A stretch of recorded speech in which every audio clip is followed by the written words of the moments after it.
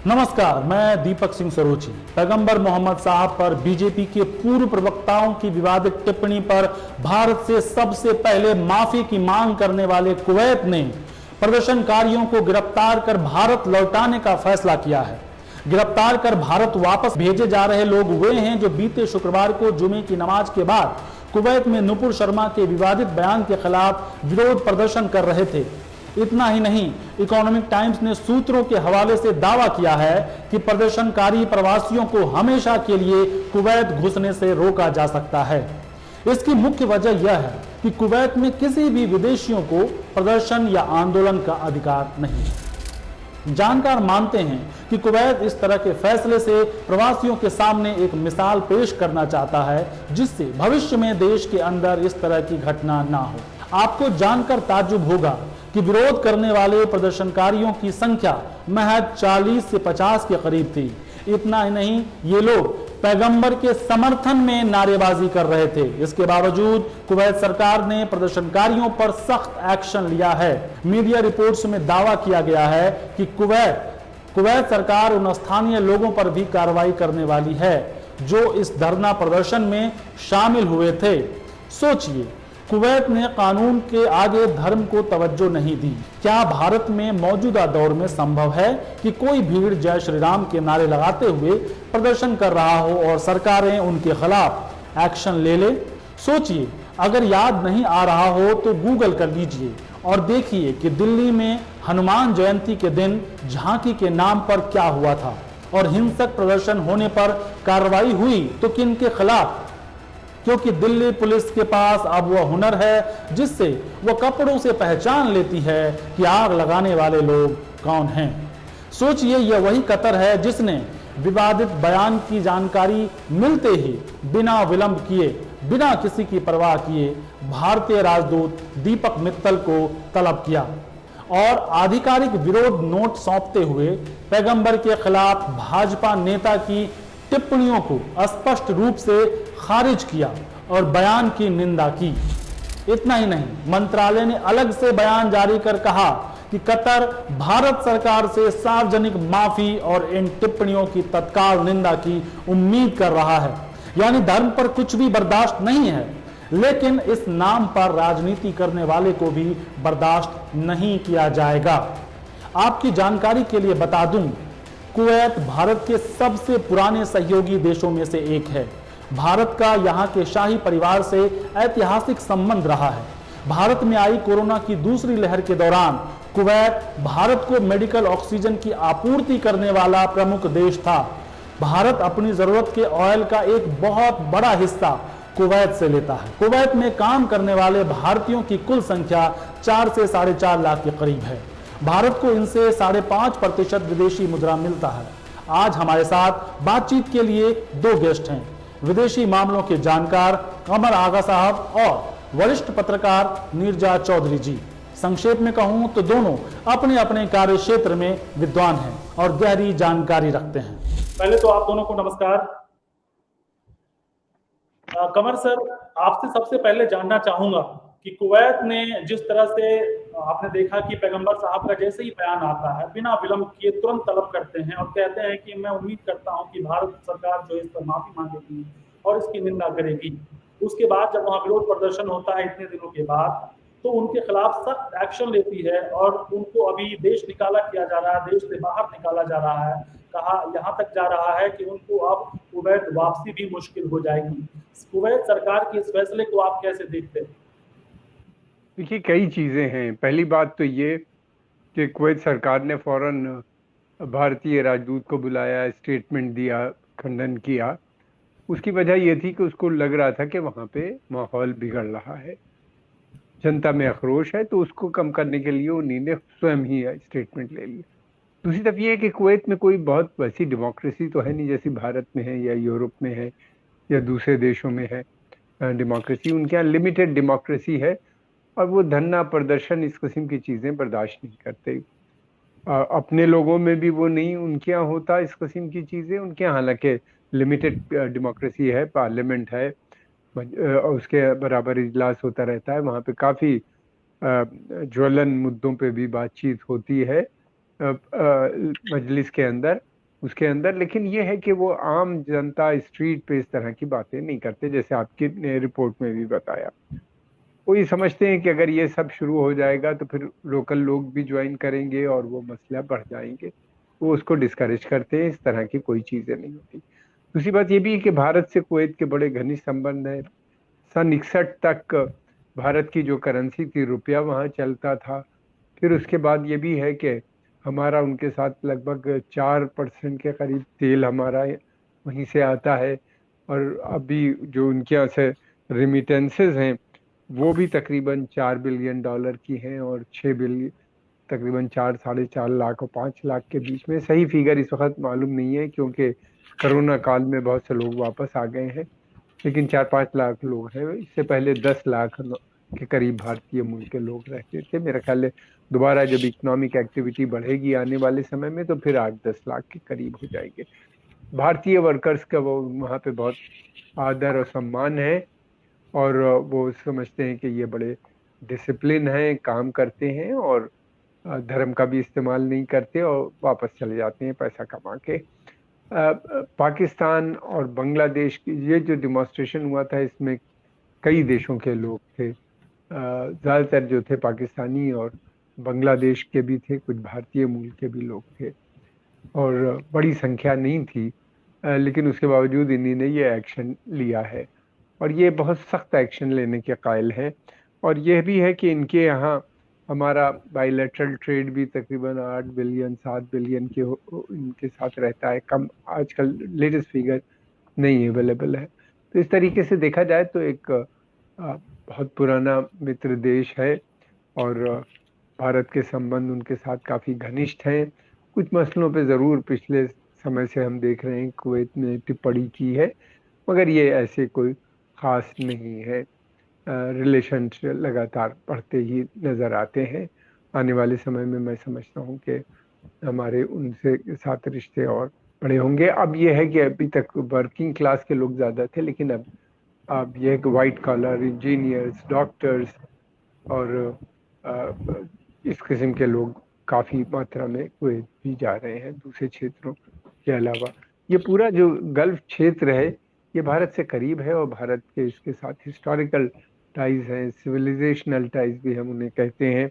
और इनके साथ हमारा काफ़ी समय से रिश्ते चले आ रहे हैं। इस्लाम आने से पहले से रिश्ते हैं, और वो लगातार हम देखते हैं आज़ादी के बाद से बढ़ते हुए भी नज़र आते हैं। नीरजा मैम, मैं आपसे जानना चाहूंगा कि जिस तरह कुवैत में जो पैगंबर मोहम्मद साहब के समर्थन में नारे लगा रहे थे, उन पर भी कार्रवाई की जा रही है। जैसा कि सर ने बताया कि ये इसलिए किया जा रहा है सो दैट कि वहां पे हालात ना बिगड़े। क्या मौजूदा दौर में आपको लगता है कि भारत में अगर कोई व्यक्ति जो अगर कोई वीर जय श्री राम के नारे लगाते हैं तो माहौल ना बिगड़े, ऐसा सोचकर भारत सरकार इस तरह की सख्ती दिखा सकती है? देखिए, जब वहाँ इतने प्रदर्शन हुआ, इतने खाड़ी के देशों में, कुवैत में भी हुआ, और भारतीय जो गुड्स हैं उनको बहिष्कार करने की भी बात की। कुछ मॉल्स में चीज़ों को हटा भी दिया गया, और सरकार ने तुरंत एक्शन लिया। अपने जो वक्ता थे जिन्होंने ये रिमार्क्स किए थे पैगंबर के खिलाफ, तो तुरंत उनको सस्पेंड कर दिया गया, और पार्टी की प्राइमरी मेंबरशिप से हटा दिया गया, क्योंकि और देशों में लोगों को ठेस पहुंची थी और बुरा लगा था। और वो ठीक, बिल्कुल सही कदम था कि सरकार ने ये किया, क्योंकि हमारे संबंध बहुत, जैसा कहा गया है, बहुत पुराने हैं, और दोस्ती के संबंध रहे हैं, रिश्तों के संबंध रहे हैं, ट्रेड के हैं। हमारे लाखों लोग वहाँ काम करते हैं, आज से नहीं, बहुत वर्षों से ये रहा है उन मुल्कों के साथ। तो अब उनका ये कहना क्योंकि वहाँ रहने वाले लोगों ने प्रदर्शन किया है तो हम उनको वापस उनके देश भेज देंगे। ये स्पष्ट नहीं है कितने उसमें भारतीय हैं, कितने और देशों के लोग हैं जिन्होंने उस प्रदर्शन में हिस्सा लिया था। इसमें कुल जो संख्या बताई गई है वो 40 से 50 बताई गई है। इसमें कुछ बांग्लादेशी और पाकिस्तानी भी हो सकते हैं, यानी ये संख्या बहुत कम है। तो बहुत कम है। भारतीय आप कह रहे हैं, उसमें संख्या उनकी बहुत कम है, ज़्यादा पाकिस्तान और बांग्लादेश से हैं, उनको वापस भेजने की बात है। लेकिन एक संदेश भी है कि हमारे देश में प्रोटेस्ट नहीं होगा, और होगा जो करेगा तो फिर वो अपने देश वापस जाएगा। तो वो उनका रूल है। लेकिन एक पत्रकार होने के नाते इतना बवाल हुआ जिसको ठंडा करने की कोशिश की जा रही है ताकि रिश्तों में दरार नहीं पड़े। लेकिन एक अजीब लगता है, मुझे तो खैर अजीब ही लगता है कि प्रोटेस्ट करना भी, अपनी बात को सामने रखना भी जायज नहीं माना जाए और उसकी वजह से इतना बड़ा कदम ले लिया जाए कि वापस लोगों को उनके देश भेज दिया जाए। खैर वो उस देश की अपनी पॉलिसी है, उनको फ्रीडम है, और वो जो वहाँ से यहाँ से और देशों से वहाँ जाके बसता है या काम करता है, उनको ये कंडीशन सब एक्सेप्ट करना पड़ेगा अगर वो वहाँ रहना चाहते हैं। जी कमर सर, आपसे जानना चाहूंगा कि अभी जो फैसला लिया गया है, क्या सिर्फ इसे पुरानी ऐतिहासिक संबंध की वजह से ही कहा जाए, वहां के कानून की वजह से ही कहा जाए, या फिर हो सकता है कुछ दिनों में आपको ऐसा बयान सुनने को मिले जो बीजेपी समर्थक है वो ऐसे दावे करें कि ये पीएम मोदी की प्रसिद्धि की वजह से ऐसा हुआ है? तो क्या वाकई पीएम मोदी की प्रसिद्धि का भी कोई हाथ है, या जो भारत और कुवैत के बीच पुराने संबंध रहे हैं ये सबसे बड़ी वजह? देखिए, दोनों चीजें हैं। हमारे संबंध बहुत पुराने हैं, जैसे अभी नीरजा जी बता रही थी, और ये कोई आज के संबंध नहीं है। मैंने पहले भी कहा, इस्लाम के आने से पहले से इस क्षेत्र में कारोबार चल रहा था और आना जाना लगा हुआ था पूरे क्षेत्र से। और फिर उसके बाद ये भी था कि कई चीजें हैं। प्रधानमंत्री मोदी की स्वयं इस पूरे क्षेत्र में बहुत अच्छे रिश्ते हैं, पर्सनल रिश्ते उन्हीं ने बनाए हैं। सऊदी अरेबिया ने तो उनको वहाँ का जो हाईएस्ट सिविलियन अवार्ड है वो भी दिया है, यूएई ने भी दिया है, और बहुत से देशों ने उनको खाड़ी के सम्मानित किया है। और कुवैत में सबसे बड़ी बात यह है कि कुवैत जो है स्वयं नहीं चाहता कि किसी तरह का धरना प्रदर्शन।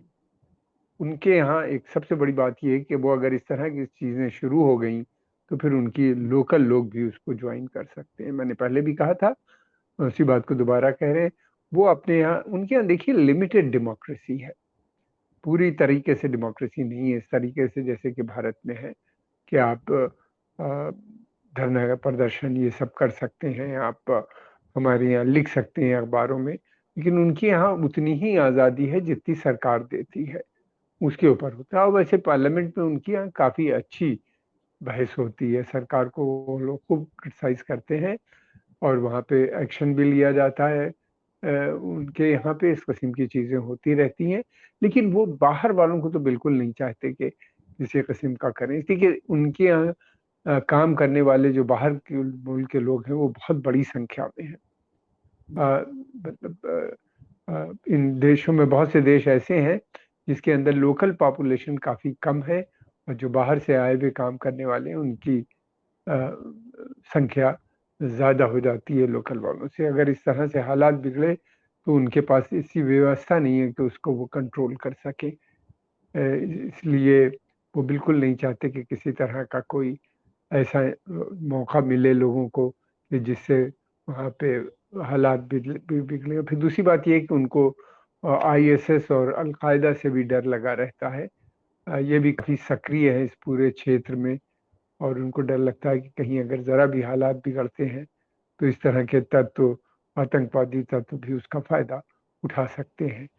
तो इसलिए वो काफ़ी सख्ती करते हैं, जो वहाँ पे लोग आते हैं, अच्छी सैलरीज देते हैं, लोग काम करते हैं, और भारत के लोगों को वो बहुत पसंद करते हैं क्योंकि भारत के लोग वहाँ की पॉलिटिक्स या वहाँ की राजनीति में बिल्कुल दखल नहीं देते, तो इस वजह से भारत के लोगों को वो काफ़ी पसंद करते हैं और एक अच्छा वर्कर मानते हैं। ये बात मुझसे स्वयं वहाँ के विदेश मंत्री ने आज से कुछ साल पहले बताई थी। सर, आपसे एक चीज समझना चाहूंगा कि जब विदेशी मतलब किसी दूसरे देश के साथ संबंध की बात होती है तो मुख्यतः क्या जो वहाँ का लीडरशिप है, वहाँ का नेतृत्व है, उस पर डिपेंड करता है, या फिर आप दोनों देश के बीच व्यापारिक ताल्लुकात जो है वो कितने मजबूत हैं, कितना आप आयात करते हैं, निर्यात करते हैं, इस पर बहुत कुछ निर्भर करता है। ज्यादा बड़ा क्या होता है? देखिए, ज्यादातर तो इकोनॉमिक इश्यूज आजकल डोमिनेट करते हैं। ये ग्लोबलाइजेशन की का दौर है, इसमें तो पॉलिटिक्स भी काफी पीछे हो गई है, इकोनॉमिक्स सबसे आगे आ गई है। भारत उनके लिए बहुत इम्पोर्टेंट है क्योंकि काफी बड़ी मात्रा में तेल खरीदता है वहां से, और यहाँ से एक्सपोर्ट्स भी बहुत सी चीजें होती हैं, और बैलेंस ऑफ ट्रेड जो है उन्हीं के फेवर में है, और इस वजह से भारत काफी इम्पोर्टेंट हो जाता है इन सभी देशों में। और फिर यही नहीं, फिर बड़ी संख्या में 5 to 6 लाख इंडियन भी वहाँ पे काम करते हैं, जो उनके यहाँ के डेवलपमेंट में जिनका बड़ा योगदान है। ये सब चीजें तो तीसरी चीज जो होती है कि लीडरशिप किस तरीके से डील कर रही है। तो प्रधानमंत्री मोदी जी ने अपना स्वयं वहाँ के लीडरों से, पूरे खाड़ी के देशों के लीडर से अपने संबंध बनाए, जाति संबंध बनाए। और एक वजह और भी है, जब से भारत तेल खरीद रहा है इन देशों से, हमारे यहाँ तेल का कंजम्पशन बढ़ा है। ये सभी देश भारत की तरफ देख रहे हैं, चाहे यूएई हो, सऊदी अरबिया हो, कुवैत हो, कतर हो, इवन हम जो कि काफी बड़ी संख्या में गैस की सप्लाई करता है भारत को, नेचुरल गैस। तो इस तरह से उसके बड़ा संबंध, ये उसका मानना ये है कि भारत जो है एक बड़ा मार्केट, इन सभी देश का मानना ये है कि बड़ा मार्केट के रूप में इमर्ज कर रहा है। और वो इनके संबंध जो जैसे पाकिस्तान के साथ पहले बने घनिष्ठ थे, अब वो घनिष्ठता नहीं नजर आती। अब वो देख रहे हैं, बल्कि इस तरह की भी बातें की जा रही हैं कि पाकिस्तान जो है प्रॉब्लम बन चुका है, वहाँ के ऊपर न तो इन्वेस्टमेंट करने में कोई फायदा हो रहा है, और न ही कोई मार्केट उनको नजर आता है, और उनकी इकोनॉमी काफी हद तक कमजोर हो चुकी है, और फॉरेन एक्सचेंज रिजर्व है नहीं। वो बार बार खाड़ी के देशों से उधार मांगते रहते हैं। तो इस वजह से उनके संबंध इस समय जो है वो भारत की तरफ बढ़ रहे हैं। Bharat, China, Japan, south Korea, उन सभी देशों ने लुक ईस्ट पॉलिसी को अपनाया है। और आपसे जानना चाहूंगा कि जिस तरह से आपने देखा कि इस्लामिक कंट्री ने एक सुर में भारत में जो कुछ हुआ उसको लेकर विरोध जताया, आने वाले समय में आप बाकी के जो इस्लामिक कंट्रीज हैं और भारत के संबंध को कैसे देखते हैं? देखिए, हमारा भारत के संबंध जो है इस्लामिक देशों से बहुत घनिष्ठ है। ये कोई आज के नहीं है। जब कॉलोनियल पीरियड था उस समय भी भारत, उस समय के जो नेशनल मूवमेंट था भारत का, उसने रिश्ते इन लोगों के साथ जोड़ा। और फिर उसके बाद यही नहीं बल्कि इन मुल्कों की आज़ादी के लिए आवाज़ उठाई। फिर उसके अलावा ये जब आज़ाद हो गए तो इनके डेवलपमेंट के काम में ये सभी देश जितने भी थे नॉन अलाइन मूवमेंट का हिस्सा बने, और उसके बाद लगातार संबंध बनते चले गए। हमारे भारतीय कंपनीज, पब्लिक सेक्टर कंपनीज का बहुत बड़ा रोल है इस पूरे क्षेत्र में और दूसरे अरब देशों में डेवलपमेंट के लिए। और फिर उसके अलावा ये भी भारतीय मूल के लोग भी वहाँ पे बड़ी संख्या में काम करते हैं। और भारत इसके अलावा भी जो इसमें लीस्ट डेवलप नेशन है या कम, या इनकी जो समस्याएं होती हैं उनको हमेशा यूनाइटेड नेशन के पटल पे भी रखता है, उनकी समस्याओं को, और हर तरह से मदद करने की। बाद में अब जब पैंडेमिक आया, खासतौर से कोरोना काल में भी हमने देखा भारत ने काफ़ी बड़ी मात्रा में इनको टीके भी सप्लाई किए इन देशों को। और इस तरह से हमेशा एक रिश्ते, कंटिन्यूअस रिश्ते बने हुए हैं। दूसरी बात ये भी है कि भारत की पॉलिसी बहुत सेकुलर पॉलिसी मानी जाती है। भारत हमेशा से यहाँ के ऊपर रिलीजियस डाइवर्सिटी है उसको मानते हैं। और फिर ये भी है कि भारत को वो एक रोल मॉडल की तरह देखा जाता है। सभी देश चाहते हैं कि भारत जैसे हो, खासतौर से वहाँ की जनता जो है वो चाहती है। हालांकि अधिकतर देशों में आर्मी बैक्ड रिजीम्स हैं और डेमोक्रेसी नहीं है, लेकिन उसके बावजूद वहाँ पे आम जनता में भी भारत की, हालांकि पिछले कुछ समय से थोड़ी सी समस्याएं भी हमको नज़र आ रही हैं। खासतौर से जब से कुछ ऐसे लॉस पास हुए या कुछ ऐसी स्टेप उठाए गए जिससे कि, हालांकि जिनको कहा जाता है कि वो फ्रिंज एलिमेंट है, उसके चलते हुए कुछ देशों में चिंताएं भी बनी हैं। और फिर जो प्रॉफिट मोहम्मद के बारे में जो कमेंट आया, उससे एक बहुत शॉक वेव पूरे इस्लामिक वर्ल्ड में फैल गई, इसलिए कि उनको ऐसी उम्मीद नहीं थी कि रूलिंग पार्टी के की जो प्रवक्ता हैं वो इस तरह की बात करेंगी। लेकिन अच्छी बात ये हुई कि उनको फौरन पार्टी से निकाल दिया गया और उन लोगों के एक्शन लिए गए, केस भी दर्ज हो गया है और अब जल्दी ही कार्रवाई भी इस पे शुरू हो जाएगी। तो इससे मैं समझता हूँ कि एक अच्छे वहाँ पे एक फिजा बनी है दोबारा से। अब देखना ये है कि आगे कैसा। बातचीत के लिए बहुत शुक्रिया सर। मैं उम्मीद करता हूं कि हमारे दर्शक जो हैं वो समझ पाए होंगे कि विदेश नीति हमारे लिए क्यों जरूरी है और बाकी कंट्री के साथ संबंध बेहतर बनाए रखना क्यों जरूरी है, जो मौजूदा हालात हैं उसमें कैसे बेहतरी लाई जा सकती है जिससे कि बाकी के देशों के साथ हमारे संबंध अच्छे बने रहें, हमारी अर्थव्यवस्था जो है वो कारोबार आयात और निर्यात का अच्छा चलता रहे। बाकी कोई भी देश हो अगर वहां पे अशांति है तो उसका नुकसान भी सबसे अधिक अर्थव्यवस्था पे ही होता है। कुवैत जैसा देश जहां की डेमोक्रेसी बिल्कुल नहीं के बराबर है वो भी इस बात को समझता है। भारत को भी समझने की जरूरत है कि आप विकास के रास्ते पर कितने भी आगे तेजी से बढ़ रहे हो, अगर आपके देश में अशांति है तो वो आपको तरक्की के रास्ते पर नहीं ले जाएगा। बातचीत के लिए बहुत शुक्रिया सर। नमस्कार।